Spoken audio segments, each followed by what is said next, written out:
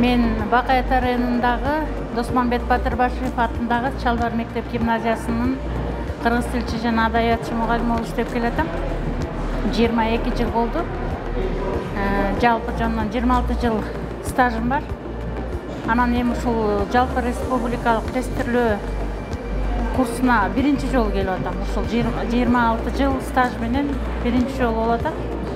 Анан бул жалпы республикалык тестирлөөнүн чыкканына деле, уюшулганына деле көп жыл болуп калса деле, мен айтар элем, биринчи ушул мугалимдерди окутуш керек.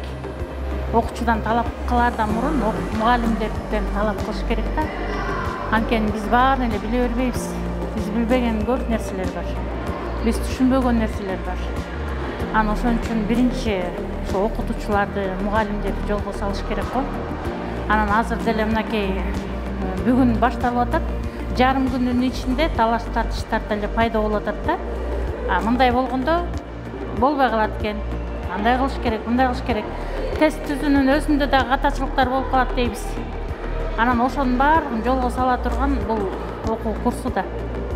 Анан мугалимдерге ошол жардам берип, ушинтип уюштуруп, баардык тарабынан жардам берип аткандарына рахмат. Мен деле келбей эле коеюн, барбай эле коеюн. Мен деле билем деген ой менен келгем, бирок чындыгында андай эмес. Келгениме ыраазы болуп отурам. Мен да эртең барып окуучуларымды мына ушул эле калыпта, ушул эле жол менен үйрөтсөм деген ой менен кетип атам. Бактыбек Каныбековичке дагы ыраазычылыкты билдирип кетем. Мындайды баары эле жасай бербейт. Ушуну дагы фонд коюп, көңүл буруп койгонуна дагы өзүм бир эсе таң калып атам. Ушул жогорку кеңештегилер дагы мугалимдердин байкалбаган жактарына дагы көңүл бургандарыначы. Бул байкалбаган нерсе.